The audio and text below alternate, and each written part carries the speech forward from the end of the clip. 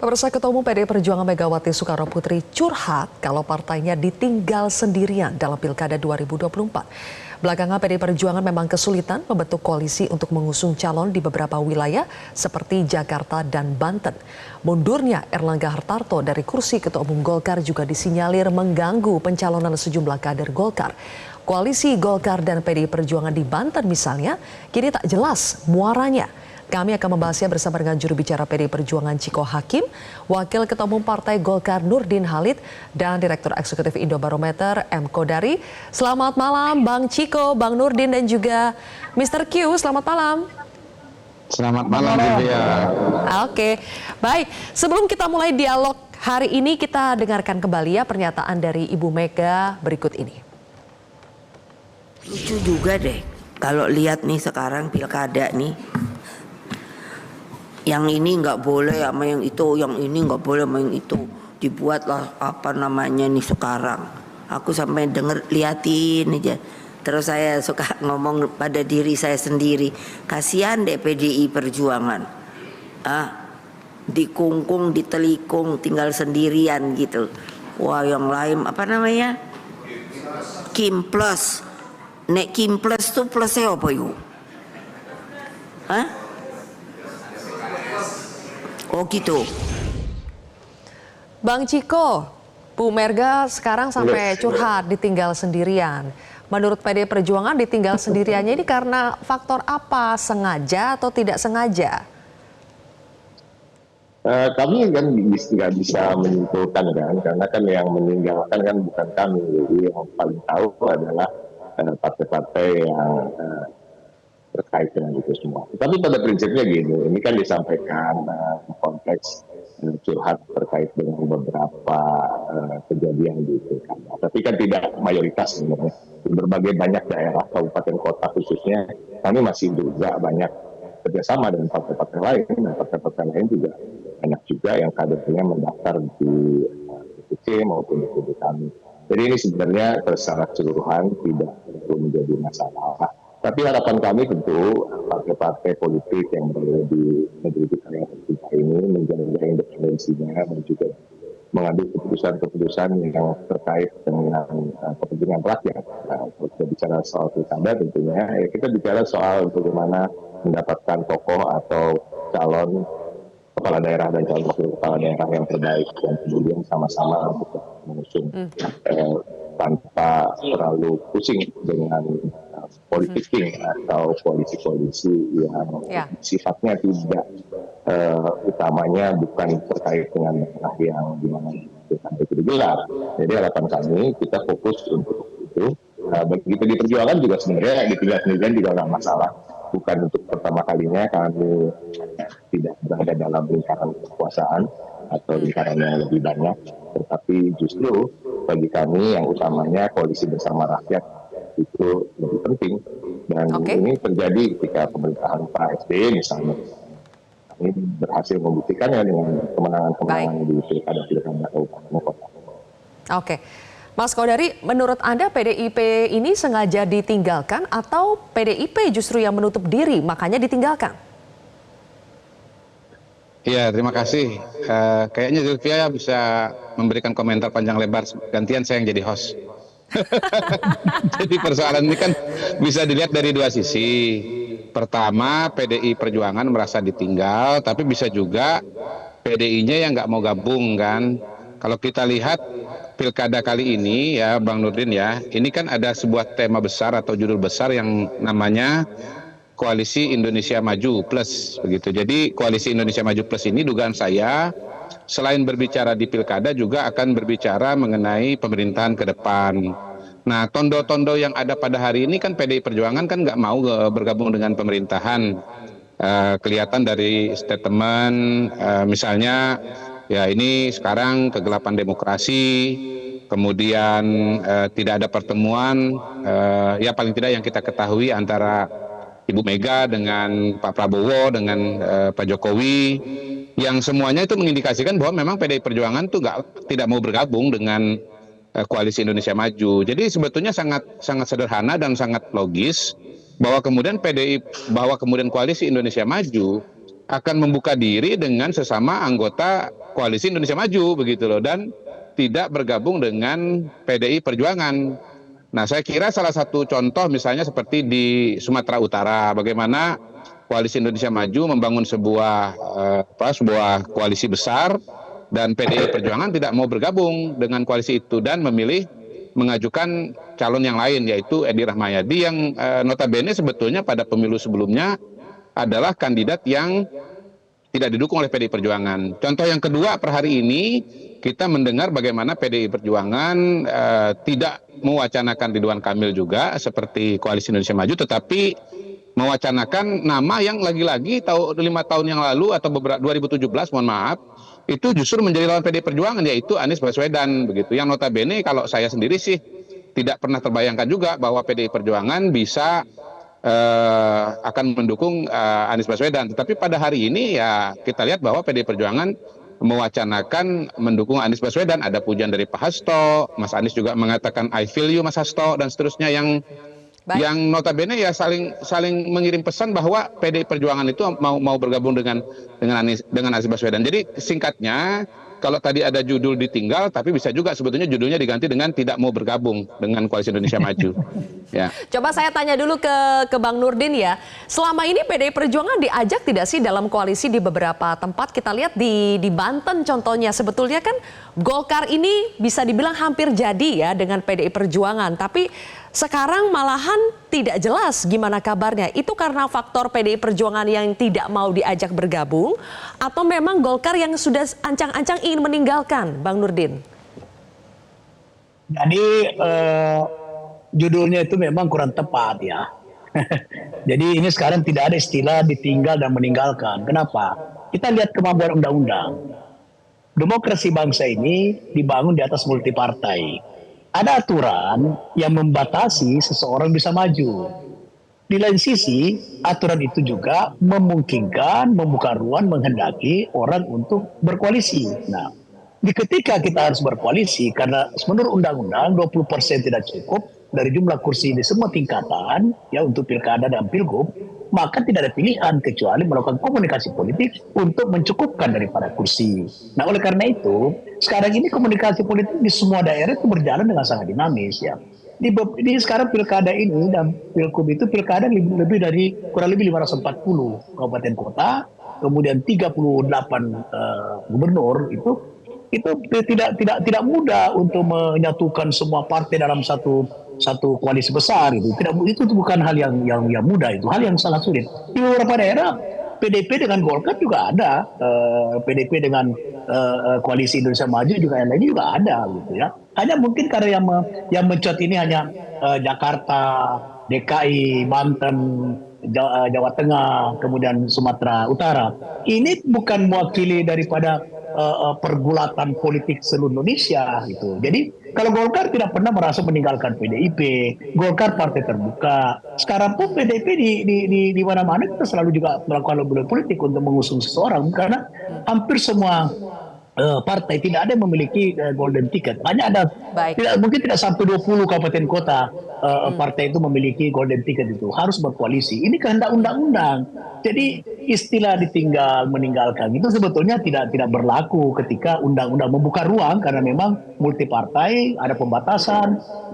Kalau di suatu saat nanti kita ingin merubah sistem, dan kalau saya pendapat pribadi Pak Kodari, harusnya sistem kita rubah. Tidak usah kita ada 20%, tidak usah ada parliamentary threshold dan sebagainya. Berikanlah rakyat untuk menentukan nasib bangsa ini sebagai yang berdaulat gitu. Tidak usah ada presiden threshold dan sebagainya.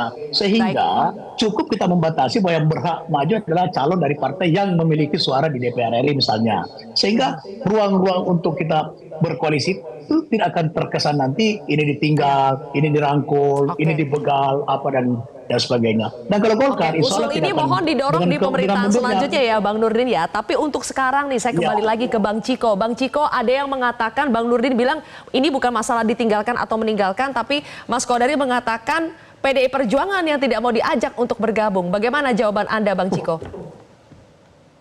Terkait dengan pemerintahan ke depan, kami kan memang belum menentukan. Ini tidak mengatakan tidak mau bergabung atau mau bergabung.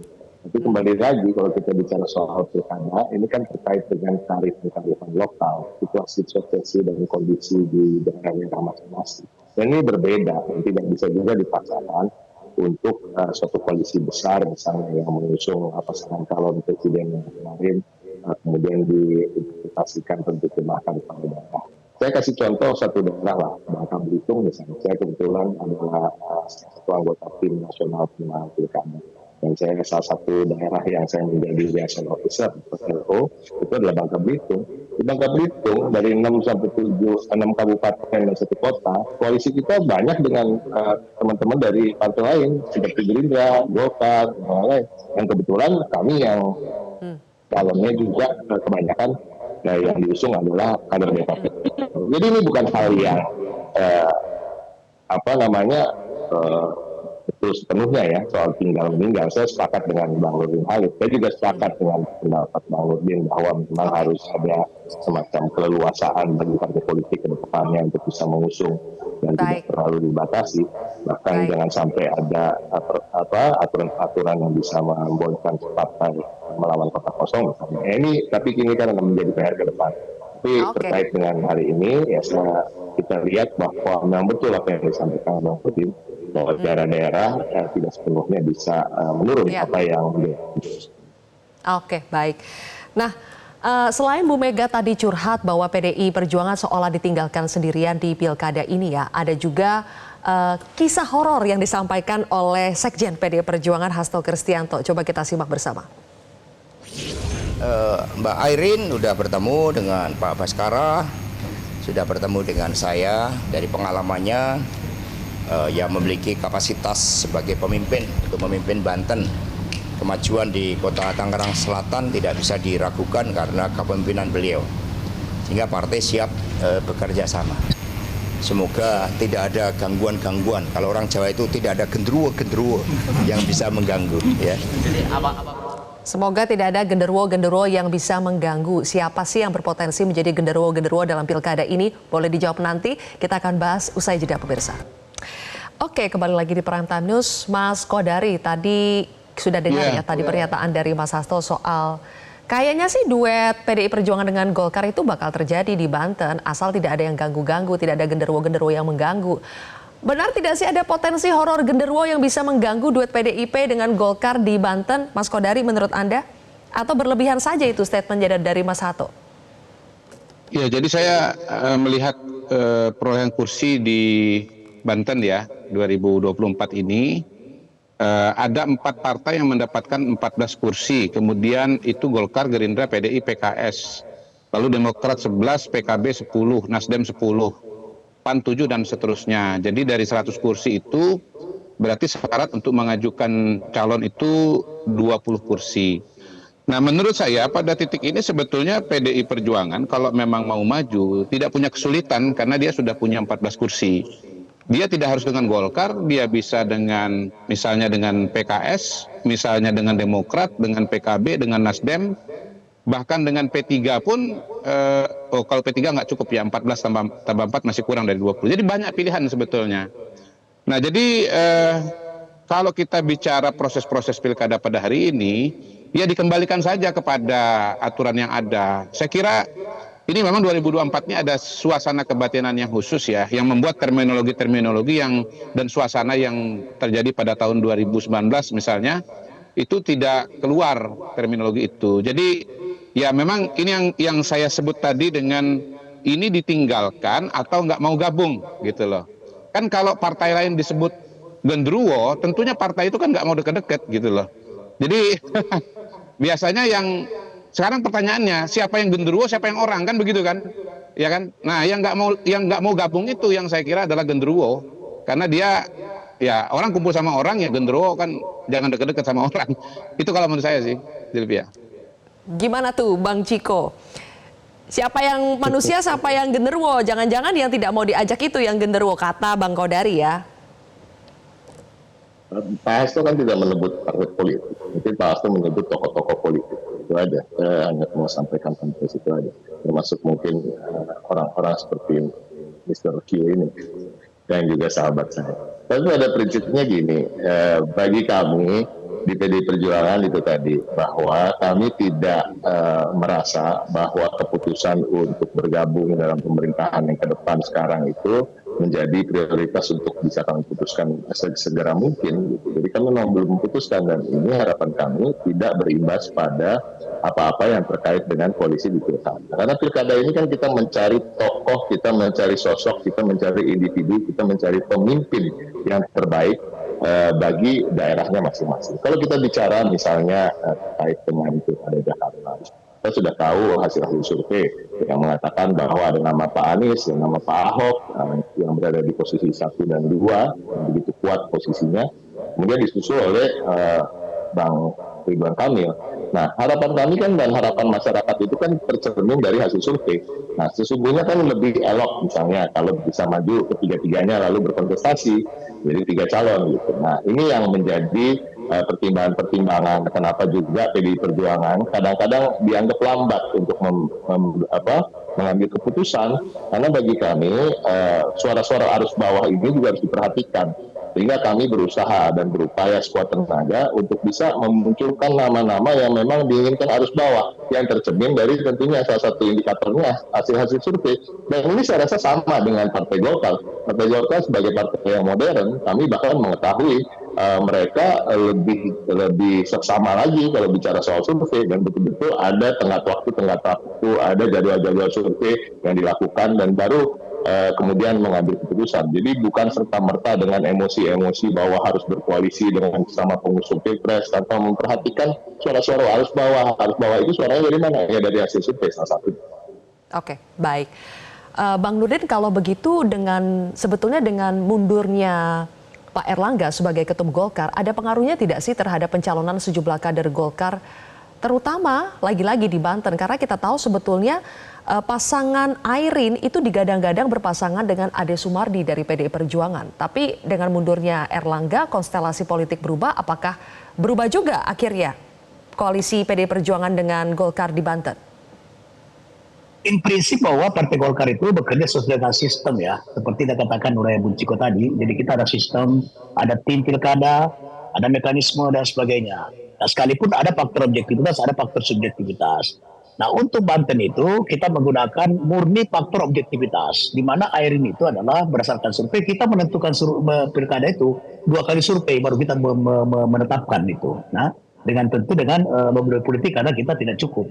Nah, untuk Banten itu sampai saat ini tidak akan perubahan. Mundurnya Pak Erlangga secara prinsip tidak akan mengganggu secara menyeluruh daripada prosesi penetapan calon-calon pilkada, baik wali kota, bupati maupun gubernur. Ya memang yang masih terpending sekarang ini itu adalah Banten, tapi untuk Partai Golkar sebenarnya tidak terpending ya, karena kita sudah menetapkan Airin sebagai calon gubernur, dan sampai detik ini itu belum ada perubahan sama sekali.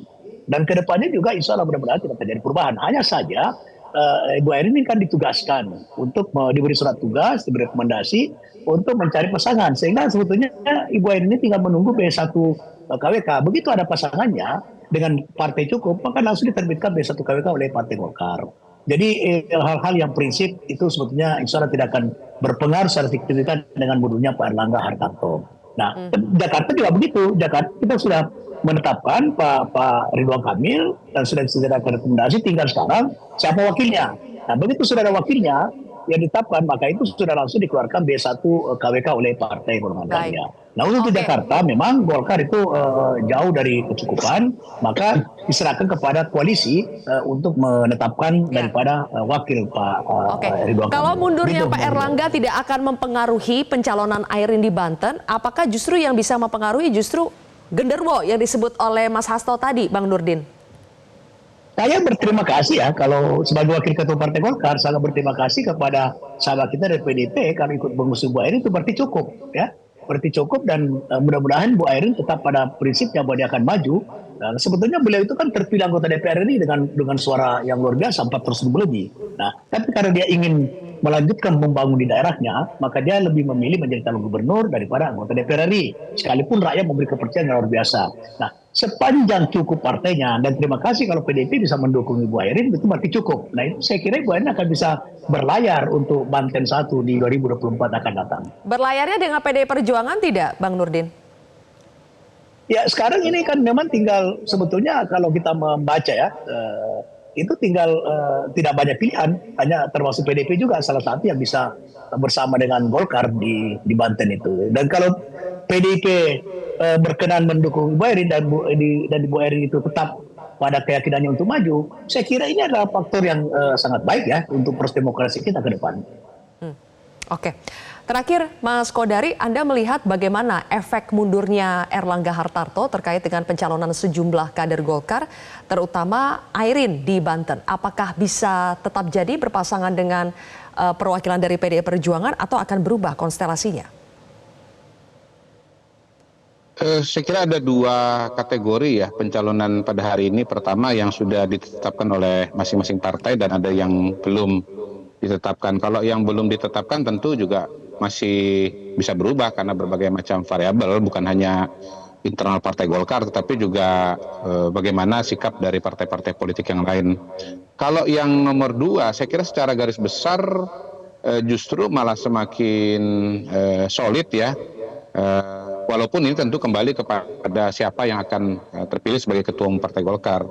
Tapi menurut saya justru akan semakin solid. Karena apa? Karena nanti kalau misalnya terpilih ketua umum yang lebih lebih kohesivitasnya tinggi dengan Koalisi Indonesia Maju, maka justru keputusan-keputusan yang sudah muncul seperti di Jawa Barat, seperti di DKI itu malah semakin ditegaskan dan bukannya malah belok kiri dan belok kanan seperti yang pernah terjadi pada Erlangga Hartarto. Baik, kalau begitu terima kasih atas analisa Anda, Mas Kodari, Bang Ciko, Bang Nurdin. Terima kasih sudah bergabung bersama kami di Prime News hari ini. Jelajahi cara baru mendapatkan informasi. Download Metro TV Extend sekarang.